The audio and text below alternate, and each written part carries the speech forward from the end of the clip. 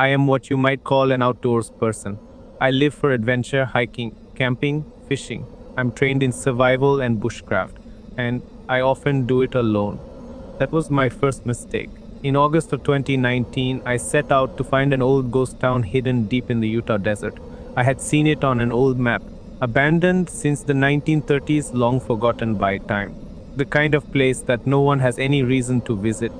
The journey was brutal 104 degrees, scorching sun, rugged terrain.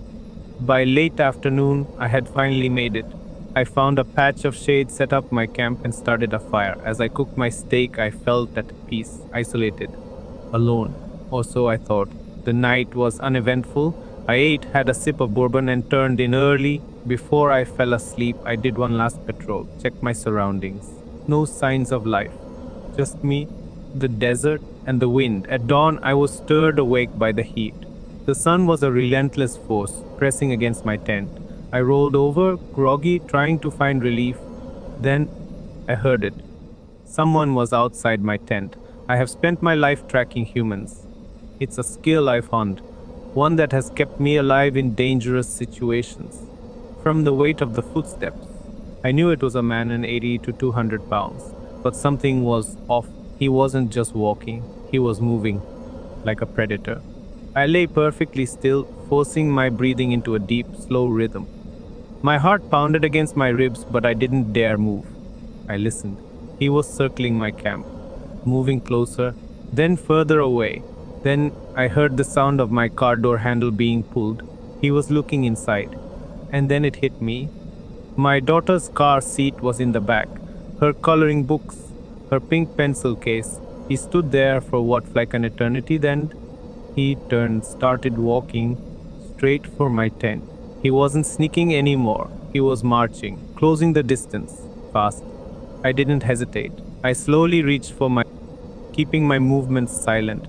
My fingers wrapped around the grip. The safety clicked off.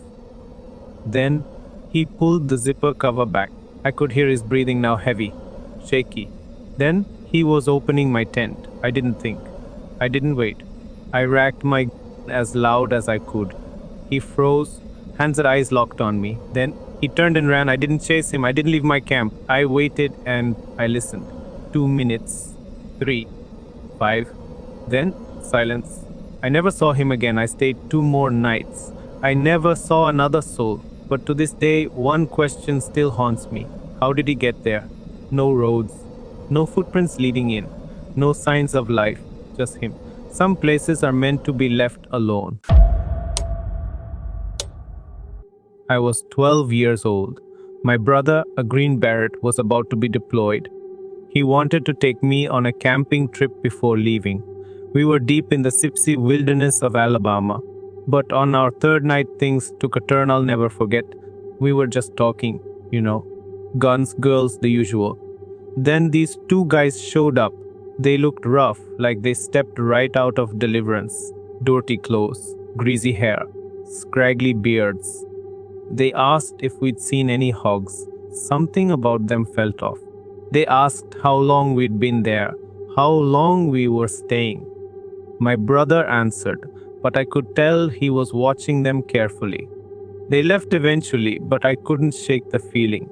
Hours later, I woke up. The dogs were close. The voices closer. My brother whispered they've been getting nearer for an hour. Just stay still. I was terrified. That's when he whispered to me, wake up, put your shoes on, follow me. He carried me up the hill to a bush with a clear view of our campsite.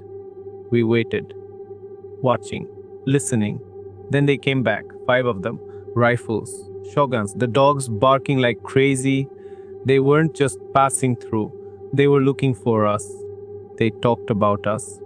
My brother couldn't hear what they were saying, but we knew. If you stumble upon a campsite in the middle of the night with guns and dogs, you're not just lost. They started shooting into the woods, randomly, laughing. My brother threw himself on top of me. My heart was pounding so hard I thought they'd hear it. Then the sirens, the lights. My brother had called the Forest Service on our emergency satellite phone while I was asleep. Officers were closing in. The hunters took off, disappearing into the dark. We never saw them again, never heard if they were caught. My brother told me I was brave, but all I felt was numb. We never told our parents. I didn't want them to ban me from camping forever. Last summer, my fiance and I took a camping trip to Arkansas. It was supposed to be a peaceful weekend. Just the two of us, surrounded by nature, grilling dinner under the stars. But what started as a relaxing getaway quickly became a nightmare I still can't shake.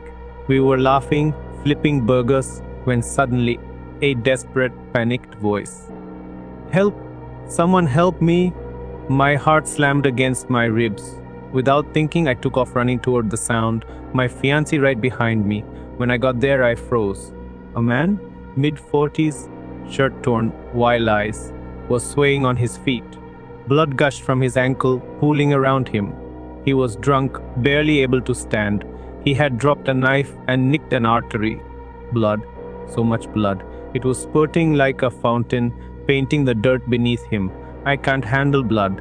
The sight of it makes me lightheaded, but somehow pure adrenaline took over. My father wrapped his leg, pressing hard to slow the bleeding while I sprinted back to grab my phone. No signal, no way to call for help. The nearest hospital, 20 miles away. We didn't have time to wait for an ambulance. I knew what I had to do. I threw him into his truck and floored it. 12 minutes. That's all it took. 12 minutes of white knuckle driving, my stomach churning at the sickening smell of blood, at the gurgling sounds he made as his body started shutting down. His speech slurred. His head lolled. I wasn't sure he was even going to make it. Then, the ER staff yanked him out, their shoes splashing in the pool of blood spilling from the truck. And just like that, he was gone. I stood there, shaking, my hands sticky with his blood, my head spinning. My fiancé arrived minutes later and drove us back to the campsite. We should have been relieved. We saved a man's life. But something didn't feel right. We were stuck watching his dog, trying to pretend things were normal. But the air felt different, heavy, like something was watching us. Then, at exactly 10:30 p.m., a shadow emerged from the tree line. It was him. 18 stitches. That's what it took to close the gash. The doctor told him if we hadn't been there, he would have bled out and died. His voice was quiet, almost hollow when he said it. "You saved my life." I wanted to feel relief. I wanted to believe that this was the end of the nightmare. But as I looked into his glassy eyes, the way his fingers twitched, the way his lips barely curled into a smile, I felt it. Something was wrong. We never saw him again after that night. But sometimes when I'm alone, I swear I hear it. That desperate, panicked voice whispering from the dark,